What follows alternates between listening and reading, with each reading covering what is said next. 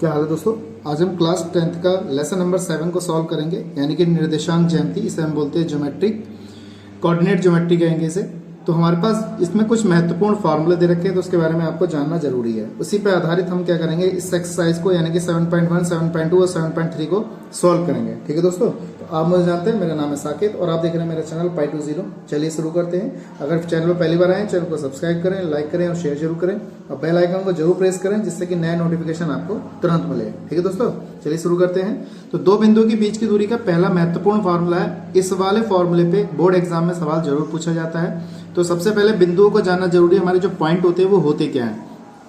अगर मान लीजिए हमारे पास ये एक्स एक्सिस है और ये हमारे पास वाई एक्सिस है, तो सबसे पहले हम एक्स को लिखेंगे, बाद में हम वाई को लिखेंगे। यानी कि पॉइंट जो होंगे हमारे एक्स वाई होंगे, यानी कि एक्स पहले लिखा जाएगा, वाई बाद में लिखा जाएगा। ठीक है, तो एक्स अक्ष पे चलने वाली दिशा और वाई अक्ष पे चलने वाली दिशा, यानी कि इनके बिंदु जो होंगे वो एक्स और कॉमा वाई होंगे। ठीक है दोस्तों, इसी प्रकार से अगर हमारे पास कोई रेखा दे रखी है ए और बी, तो हमारे पास ए पॉइंट और बी पॉइंट है, तो यहाँ पे हमारे पास ए के जो बिंदु होंगे x1, y1 माने जाएंगे और बी बिंदु के जो पॉइंट है x2, y2 माने जाएंगे। यानी कि ए से बी के बीच की दूरी हमने डी मान लिया। वो कह रहा है इनके दो बिंदुओं के बीच की दूरी बताइए। तो दो बिंदुओं के बीच की दूरी का जो फॉर्मूला है हमारे पास d बराबर ए बी, इसको ए बी भी लिख सकते हैं या डी लिख सकते हैं। डी फॉर क्या हो गया, डिस्टेंस हो गया। ठीक है दोस्तों, अंडर रूट में x1 माइनस x2 का whole square plus y1 minus y2 का होल स्क्वायर। आप ऐसे याद ना करके ऐसे भी याद कर सकते हैं, x2 माइनस x1 का whole square plus y2 minus y1 का होल स्क्वायर। ठीक है, और इसके कुछ महत्वपूर्ण पॉइंट हैं, इसको आपको याद रखना जरूरी है। जैसे दो बिंदुओं के बीच की दूरी सदैव धनात्मक होती है। दूसरा है, यदि तीन बिंदु एक ही रेखा पर स्थित हों तो वे सररेख होते हैं। यदि त्रिभुज है तो उसे दिखाएंगे कैसे, अगर कोई त्रिभुज है तो उसे कैसे दिखाएंगे, दो भुजा का योग तीसरी भुजा से बड़ा होता है। यदि समद्विबाहु त्रिभुज है तो उसे कैसे दिखाएंगे, त्रिभुज की कोई दो भुजाएं आपस में बराबर होती हैं, यानी कि दो भुजाएं बराबर होंगी, एक भुजा अलग आएगी। अगर समकोण त्रिभुज है तो बिल्कुल सेम यही कंडीशन होगी, लेकिन इसमें आपको क्या करना है, दिखाना उसको दूसरे तरीके से। बड़ी भुजा का वर्ग शेष दो भुजाओं के वर्गों के योग के बराबर। आपको ये पॉइंट याद रखने हैं। अगला है, समबाहु त्रिभुज है तो दिखाएंगे कि तीनों भुजाएं आपस में कैसी होंगी, बराबर होंगी। तो ये मुख्य पॉइंट थे। इसी पर क्या है 7.1, 7.2, 7.3 एक्सरसाइज हमारी काम करेगी। ठीक है दोस्तों, अगला है हमारा अंत्य विभाजन का सूत्र। यदि बिंदु x1, y1 और x2, y2 को मिलाने वाले रेखाखंड को m1 अनुपात m2 के अनुपात में अंत्य विभाजित करने वाली बिंदु के निर्देशांक अगर हमें ज्ञात करने होंगे, अगर इतने m1 m2 हमारे क्या दे रखे हैं, अनुपात दे रखा है और हमें बिंदु दे रखे हैं, तो अंत्य विभाजन में यहाँ पे क्या होता है, प्लस का चिन्ह आता है। एक्स अक्ष पे भी प्लस का चिन्ह आएगा, वाई पे भी हमारा प्लस का चिन्ह आएगा। लेकिन अगर बाह्य विभाजन करेगा तो उसमें क्या आ जाएगा, यहाँ पे माइनस चिन्ह आ जाएगा। ठीक है दोस्तों, तो अंत्य विभाजन वाला हमारा सूत्र क्या होता है, x बराबर m1 x2 plus m2 x1 upon में m1 प्लस m2, y बराबर होता है m1 y2 plus y2 y1 plus m1 plus m2 हो जाएगा। ठीक है दोस्तों, इसी प्रकार से हमारा बाह्य विभाजन का सूत्र हो जाएगा। यहाँ पे बस माइनस है, बिल्कुल इतना ही अंतर है। ठीक है दोस्तों, अब आगे देखते हैं आगे सूत्र क्या है हमारे पास, वो देखिएगा। देखिए दोस्तों, अगर हमें किसी रेखाखंड का अगर मध्य बिंदु ज्ञात करना है तो कैसे ज्ञात करेंगे। अगर मान लीजिए ए बी कोई रेखा है, इसका मध्य बिंदु ये वाला हमें ज्ञात करना है। मान लीजिए इसके हमें बिंदु ज्ञात करने हैं, ये x और वाई। ठीक है, तो हमारा फॉर्मूला होता है x बराबर x1 प्लस x2 अपॉन में 2, y बराबर y1 प्लस y2 अपॉन में 2। इस टाइप से हम ज्ञात कर सकते हैं। ठीक है, अगर हमें त्रिभुज के केंद्र ज्ञात करने हो, यानी कि ये वाले पॉइंट ज्ञात करने हो, तो कैसे करेंगे, x बराबर x1 plus x2 plus x3 upon में 3, y बराबर y1 plus y2 plus y3 upon में 3। इस तरीके से याद कर सकते हैं। त्रिभुज का क्षेत्रफल ज्ञात करना हो, अगर हमारे पास त्रिभुज का क्षेत्रफल ज्ञात करना है, अगर त्रिभुज के शीर्ष पॉइंट दे रखे हैं x1 y1, x2 y2, x3 y3, तो यहाँ पे लिखेंगे हम ट्रायंगल, ऐसे हम बोलते हैं डेल्टा। डेल्टा बराबर 1/2 x1 y2 minus y3 plus x2 y3 minus y1 plus x3 y1 minus y2। आप ऐसे याद करना चाहे ऐसे याद कर सकते हैं, वरना इस तरीके से याद कर सकते हैं। और एक तरीका मैंने और लिखा, आपको इस तरीके से भी याद कर सकते हैं। ठीक है दोस्तों, अगर चतुर्भुज का क्षेत्रफल निकालना हो, अगर हमारे पास 4 पॉइंट हो x1 y1, x2 y2, x3 y3, x4 y4 दे रखे हो, तो आपको चतुर्भुज का क्षेत्रफल इस टाइप से ज्ञात कर सकते हैं जब उसके शीर्ष बिंदु दे रखे हो। अगर कोई बिंदु सररेख है तो हम डेल्टा का मान क्या रखते हैं, 0 रखते हैं। अगर कोई बिंदु समरेख होगा तो वो क्या होगा, हमारा डेल्टा का मान 0 होगा। ठीक है दोस्तों, तो मैं समझता हूँ ये इंपॉर्टेंट फॉर्मूले आपको अच्छी तरह याद आ गए होंगे। अगर कोई दिक्कत है तो मुझे कमेंट बॉक्स में बताइएगा। ठीक है दोस्तों, अब मैं क्या करता हूँ, 7.1 एक्सरसाइज की पहला क्वेश्चन लेके सॉल्व करते हैं। उसको कैसे करते हैं जरा ध्यान से समझिएगा। तो ये देखिए दोस्तों, हमारा 7 एक्सरसाइज का पहला प्रश्न है। इसको कैसे सॉल्व करेंगे देखिएगा। सवाल में कह रहा है अगर हमारे पास 2,3 और 4,1 है तो इनके बिंदु की बीच की दूरी बताइए। तो बीच की दूरी का मैंने अभी फार्मूला बताया था आपको। तो x1 माइनस x2 का होल स्क्वायर होता है प्लस y1 माइनस y2 का क्या होगा, होल स्क्वायर होगा। बस आपको यहाँ पे क्या करना है, सॉल्व करना है। दोनों बिंदु मैंने x1, y1 और x2, y2 यहाँ पे मान लिए हैं और उसके आधार पर हम क्या करेंगे, इसको सॉल्व करेंगे।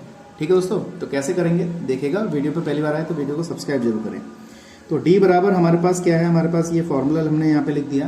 बस आपको याद करके इसमें x1 y1 x2 y2 के मान लगाने। देखिए x1 का मान कितना है, हमारे पास 2 है।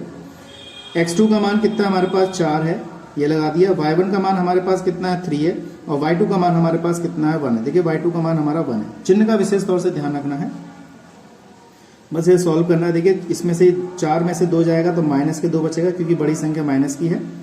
3 में से 1 जाएगा तो 2 बचेगा, 2 का स्क्वायर। ये बड़ी संख्या प्लस की तो प्लस का लिखा है। क्या होगा, d बराबर हमारे पास 2 का वर्ग 4 हो जाएगा प्लस 2 का वर्ग 4 हो जाएगा। 2 और 2 कितने हो, 4 कितने हो गए हमारे 8 हो गए। तो इसके हम क्या कर सकते हैं, फैक्टर कर सकते हैं। 2 गुणा 2 गुणा कितना हो जाएगा, 2 हो जाएगा।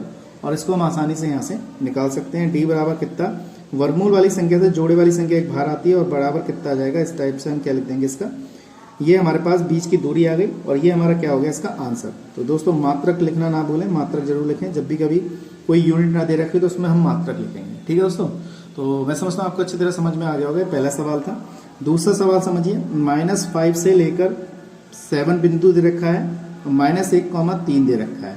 कह रहा है इनके बिंदुओं की बीच की दूरी बताइए। ये भी हमारा कौन सा इसका क्वेश्चन नंबर 2 दे रखा है। तो इसमें कैसे करना है ये भी देखिएगा। सेकंड प्रश्न है हमारा ये वाला।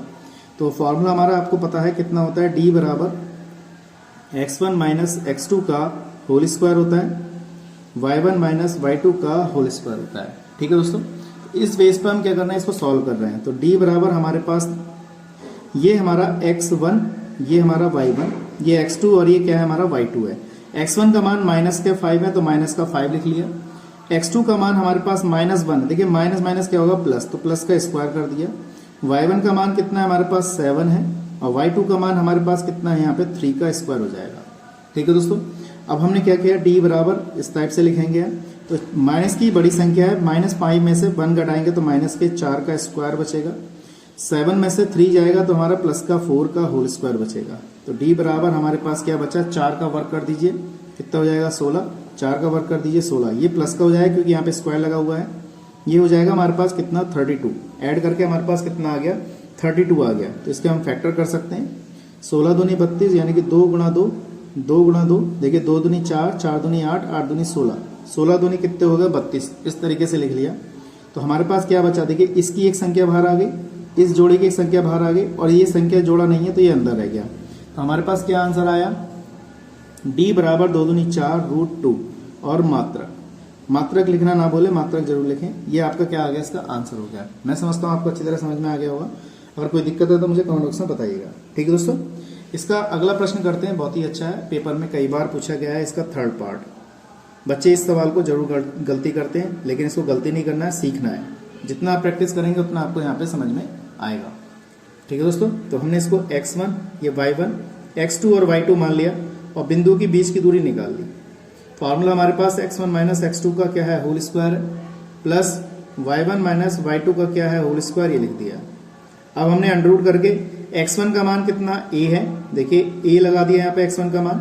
x2 का मान कितना माइनस का है, तो माइनस माइनस क्या हो जाएगा यहाँ पे, माइनस माइनस हो जाएगा प्लस, तो प्लस का a का होल स्क्वायर हो गया। ठीक है, y1 का मान कितना हमारे पास b है तो b लगा देंगे। y2 का मान हमारे पास माइनस का b है तो माइनस माइनस क्या होगा प्लस, तो प्लस का हो जाएगा।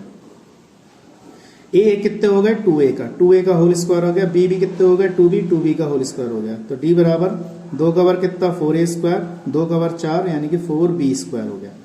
अब देखिए ये बाहर ऐसे नहीं निकलेंगे क्योंकि बीच में प्लस का चिन्ह है, यहीं पे गलती करते हैं बच्चे, तो इसको सीखना है। तो यहाँ से हमने क्या किया, 4 कॉमन निकाल लिया, a स्क्वायर प्लस का b स्क्वायर। अब ये वाला 4 जो है इसका रूट बाहर आ जाएगा यानी कि 2 बाहर आ जाएगा, तो a स्क्वायर प्लस का b स्क्वायर, यही हमारा क्या होगा इसका आंसर। अब बहुत से बच्चे यहाँ कहेंगे कि सर ये क्यों नहीं बाहर निकला, क्योंकि ये पूरे का होल स्क्वायर नहीं है। अगर a होता, a का स्क्वायर होता तो ये बाहर आ जाता, लेकिन इसके बीच में ये वाला पद जुड़ा हुआ है। पूरे पे अगर होल स्क्वायर होता तो संख्या बाहर निकल के आती, अन्यथा ऐसी संख्या बाहर नहीं आती है। ठीक है दोस्तों, तो मैं समझता हूँ आपको अच्छी तरह समझ में आ गया। और कोई दिक्कत है तो कमेंट बॉक्स में बताइए। तो आज हमने यहाँ पे पहला प्रश्न हल किया 7.1 का, और मैंने यहाँ कुछ रूल बताया आपको। मैं समझता हूँ आपको अच्छी तरह समझ में आ जाएंगे।